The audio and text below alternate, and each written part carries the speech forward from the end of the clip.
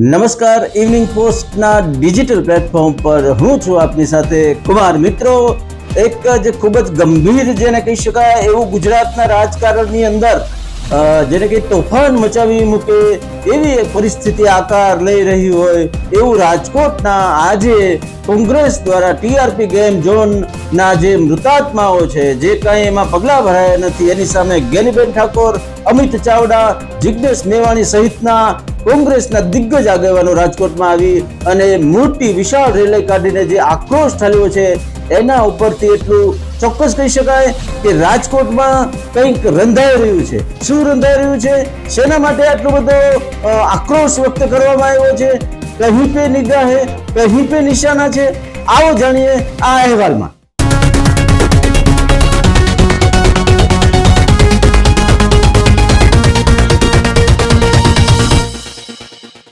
નમસ્કાર, evening પોસ્ટના digital platform પર હું બીના શેઠ આપનું હાર્દિક સ્વાગત કરું છું.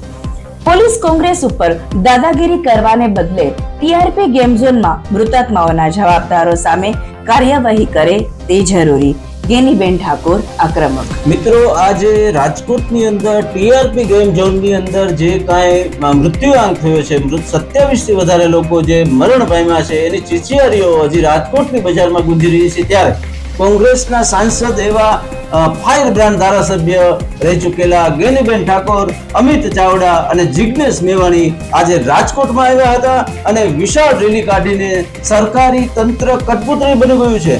સરકારી તંત્ર એજન્ટની જેમ વર્તે છે, અધિકારીઓ કામ કરતા નથી, આવા ગંભીર આક્ષેપો સાથે કમિશનર કચેરી ગજવી મૂકી હતી અને આકરા પ્રહારો કરી અને મૃતાત્માઓના જે કાંઈ જવાબદારો છે, ટીપી શાખાના અધિકારીઓ છે કે પછી રાજકીય પદાધિકારીઓ છે, એમની સામે ગંભીર આક્ષેપો કરીને કડક પગલાં ભરવાની એમને માંગ કરી હતી. 30 થી વધારે નિર્દોષ લોકોના જીવ જતા હોય ત્યારે ગાંધી ચિંધ્યા માર્ગે વહીવટી બાબતને ધ્યાનમાં રાખીને પોલીસ કમિશનરને આવેદનપત્ર આપીને સરકાર સુધી આ વાત પહોંચાડવા માટેની વાત હતી. ભ્રષ્ટ અધિકારીઓ અને ભાજપના ભ્રષ્ટ નેતાઓની મિલીભગતના કારણે આખો કાંડ સર્જાયો. 30 થી વધુ લોકોના જીવન હોમાયા, બાર માસૂમ ભૂખાઓ મરી ગયા અને એ છતાં રાજ્યની સરકારના પેટનું પાણી હલતું નથી. વહીવટી તંત્ર સરકારનું એજન્ટ હોય તેમ કામ કરે છે. હવે 25 તારીખે રાજકોટ બંધનું એલાન, ઉપવાસ આંદોલન ધરણા કર્યા પણ સરકાર ઊંઘે છે. ભ્રષ્ટાચારીઓ સામે પગલા ભરો, ધારાસભ્ય જિગ્નેશ મેવાણી આગ બબૂલા થયા. જિગ્નેશ મેવાણી, મિત્રો, આપ જાણો છો એ મુજબ રાજકોટ ત્રિકોણબાગ ખાતે 3 દિવસ સુધી ઉપવાસ આંદોલન ઉપર બેઠા હતા. એટલા માટે રોડ પર ઉતર્યા છીએ. આજે રાજકોટ શહેરની સડકો પર ઉતરી પોલીસ કમિશનરની કચેરીની બહાર દેખાવ કરી 25 તારીખે રાજકોટ બંધ કરવાના છીએ. અને તેમ છતાં પણ સરકારના પેટનું પાણી પણ હલતું ન હોય એવા આક્ષેપો તેમણે કર્યા હતા.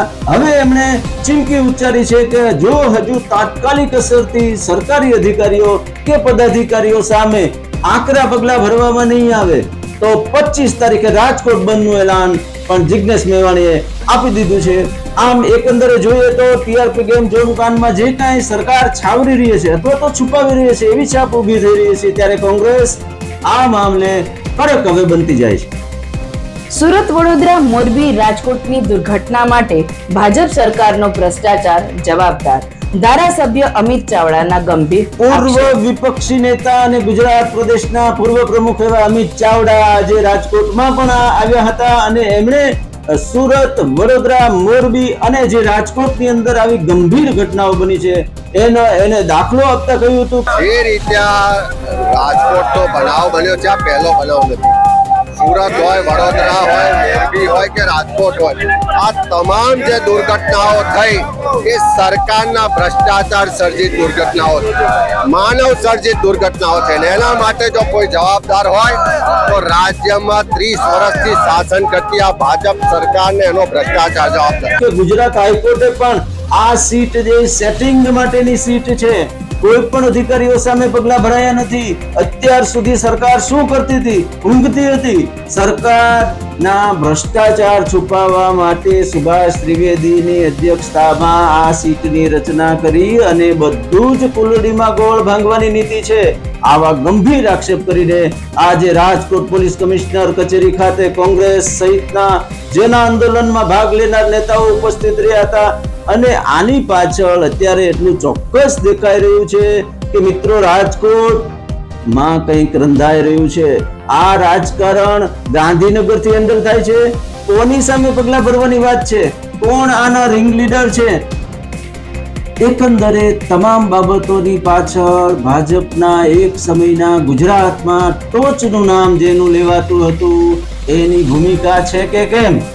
રાજકોટમાં શું રંધાઈ રહ્યું છે? સેના માટે કોંગ્રેસના દિગ્ગજ નેતા ગનીબેન ઠાકોર, જિગ્નેશ મેવાણી, અમિત ચાવડા લાગ લગાટ રાજકોટ આવી રહ્યા છે. 25 તારીખે રાજકોટ બંધનું એલાન પણ આપી દેવામાં આવ્યું છે. એટલું ચોક્કસ છે કે રાજકીય લેવલે કંઈક મોટી ઉથલ પાથલના એંધાણ છે અને એટલા માટે જ કોંગ્રેસ દ્વારા બહુ જ મોટા પ્રમાણમાં આક્રોશ વ્યક્ત કરાવીને કહી પે નિગાહે કહી પે નિશાના, એક તીર થી અનેક નિશાન પાર પાડવાની કદાચ ભાજપ સરકારની જ નીતિ હોય એવું હાલની તકે લાગી રહ્યું છે. ખખડધજ એવા આનંદનગરના હાઉસિંગ બોર્ડ ક્વાર્ટરના રહીશો ચોમાસાના પ્રારંભે જ રોડ ઉપર આવ્યા. કોર્પોરેશનને નળ, પાણી, વીજળી કનેક્શન કાપ્યા. ભારે ઉશ્કેરાટ ફેલાયો. મિત્રો, એક તરફ દૂધસાગર રોડના ક્વાર્ટર્સને ખાલી કરાવીને 696 જેટલા પરિવારો રોડ ઉપર આવી ગયા હતા. બીજી તરફ આનંદનગરની અંદર 48 ક્વાર્ટર ધારકો કે જેના 50 વર્ષ જૂના ખખડધજ ક્વાર્ટર્સ થઈ ગયા હતા. કોઈ જાનહાની સર્જાય તો વહીવટી તંત્ર કોઈ જવાબદારી લેવા માંગતું નથી. એના અનુસંધાને આનંદનગરમાં આવેલા એ ક્વાર્ટર્સને કોર્પોરેશને નળ કનેક્શન અને લાઇટ વીજળી કનેક્શન કાપી નાખ્યા છે. અચાનક કોર્પોરેશન દ્વારા આખું પગલું ભરાતા એ પરિવારો રોડ ઉપર આવી ગયા હતા. રોડ ઉપર દીવાના અજવાળે રસોઈ પણ કરવી પડી હતી. પરંતુ બીજી બાજુ એ પણ વહીવટી તંત્રની દલીલ છે કે જો કોઈ જાનહાનિ સર્જાય તો બધો જ દોષનો ટોપલો સરકાર ઉપર ન આવે એટલા માટે કોર્પોરેશને અગમચેતી વાપરીને આ ક્વાર્ટરના જે કાંઈ પાયાની સુવિધાઓ છે એ કટ કરી દેવામાં આવી છે. પરંતુ બીજી તરફ માનવીય અભિગમ પણ એ બતાવે છે કે આ પરિવારોને કંઈક આશરો મળે એવું પણ થવું જોઈએ. પરસોત્તમ રૂપાલાએ રાજકોટના સાંસદ તરીકે વિકાસ કામોના આયોજન સંદર્ભે જિલ્લા પંચાયતમાં બેઠકો કરી કામના શ્રી ગણેશ કર્યા. મિત્રો, એક સમયના કેન્દ્રીય મંત્રી એવા પરસોત્તમ રૂપાલા રાજકોટમાંથી ચૂંટણી લડ્યા. ભારે વિવાદ સર્જાયા બાદ જીત્યા પણ ખરા, પણ કેન્દ્રીય મંત્રી મંડળમાંથી એમને પડતા મૂકવામાં આવ્યા. હવે રાજકોટના સાંસદ છે, પરંતુ રાષ્ટ્રને વિકસિત ભારત બનાવવાની દિશામાં ખૂબ મક્કમતાથી સરકાર આગળ વધી રહી છે. એમાં આપણી શુભકામના. એમણે પોતાના આગવા અંદાજમાં કહ્યું હતું કે જનસેવા એ જ મારો મુખ્ય ઉદ્દેશ છે. રાજકોટમાં સાંસદ ચૂંટાયા પછી પરસોત્તમ રૂપાલાએ જિલ્લા પંચાયતમાં અધિકારીઓ સાથે બેઠક કરી હતી. પદાધિકારીઓને પણ મળ્યા હતા.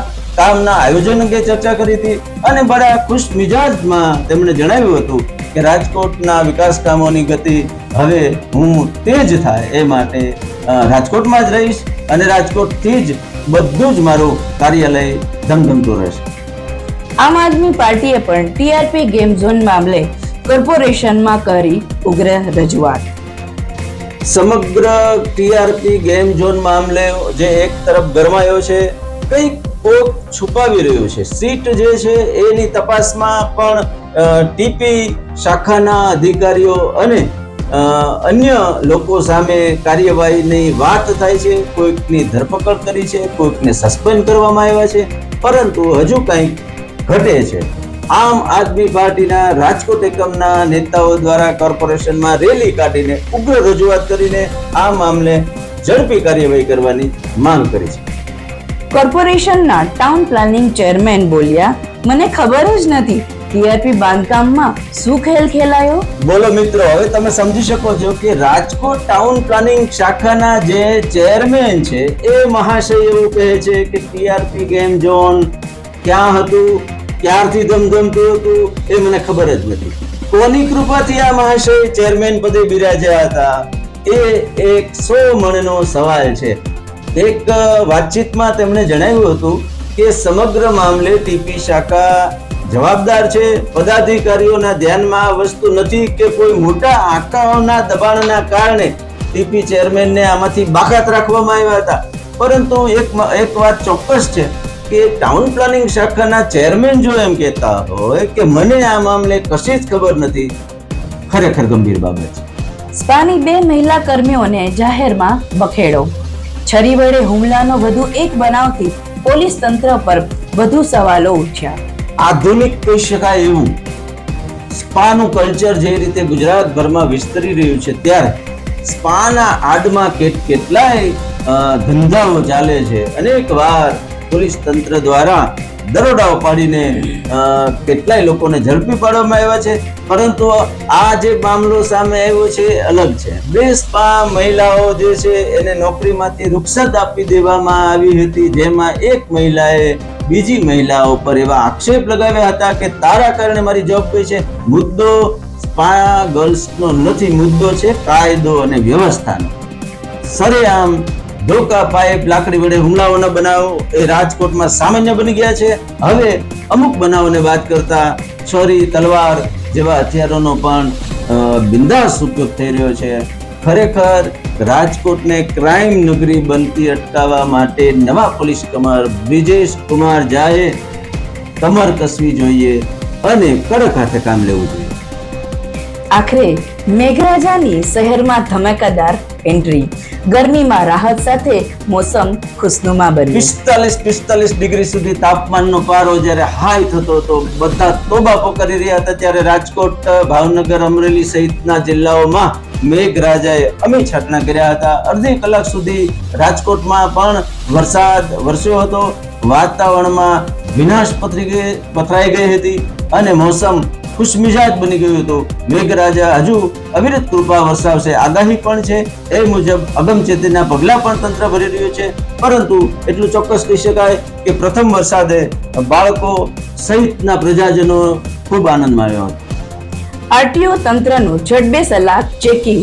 ઘેટા બકરાની જેમ સ્કૂલના બાળકો ભરનારાઓ સામે દંડનીય કાર્યવાહી. ફાયર એનઓસી, બીયુ પરમિશન અને મોતના માછલા જેવા ડોમ આ દેખાતું હતું અને શાળા સંચાલકો બધું છુપાવી રહ્યા હતા. બીજી તરફ વાલીઓ પણ જાણતા હતા કે પોતાનું બાળક 15 બાળકો એક વાનમાં ભરીને એવી રીતે પોતાના બાળકને જીવના જોખમે ભણતર માટે સ્કૂલમાં મોકલી રહ્યા હતા. પરંતુ જે ટીઆરપી ગેમ ઝોનની જે કરુણાંતિકા બની છે, ત્યારબાદ સરકાર સફળ જાગી છે. નવા નિયમો બનાવ્યા છે. સીએનજી, ગેસ કીટ કે પેટ્રોલથી ચાલતા કોઈ પણ વાહનમાં નિયત મર્યાદાથી વધારે સ્પીડ કે નિયત સંખ્યાથી વધુ બાળકો ભરી શકાશે નહીં. ફાયરના બાટલાઓ સહિત ડ્રાઇવિંગ લાયસન્સ સહિત બધી જ સુવિધાઓ, જીપીએસ સિસ્ટમ સહિત બધી જ સુવિધાઓ રાખવી ફરજિયાત છે. આવું પાલન નહીં કરનાર વાહન ચાલકો ઉપર આરટીઓ રાજકોટ દ્વારા કડક કાર્યવાહી હાથ ધરવામાં આવી છે. અનેક વાહન ચાલકોને દંડ ફટકાર્યો છે. વાલીઓ કહી રહ્યા છે કે પોતાના બાળકનો જીવ ન જોખમાય એ માટે તંત્રએ કડક હાથે કામ લેવું જ જોઈએ. આપણે ફીસ આપીએ છીએ વાહન ચાલકોને, ત્યારે વાહનની અંદર સરકારની ગાઈડલાઇન્સ મુજબ બધી જ ફેસિલિટી હોવી જોઈએ. અને આ માટે આરટીઓ તંત્ર રાજકોટ જે કડક કામ કરી રહ્યું છે એની ચોમેરથી પ્રશંસા થઈ રહી છે. આજના સમાચારમાં મિત્રો બસ આટલું જ. અમારી ચેનલ એટલે કે ઇવનિંગ પોસ્ટની ચેનલમાં હંમેશા જોડાઈ રહેવા માટે આ ચેનલને લાઈક કરો, શેર કરો અને સબસ્ક્રાઇબ કરો. આપ સૌનો ખૂબ આભાર. જય હિન્દ, જય ભારત. નમસ્કાર. નમસ્કાર.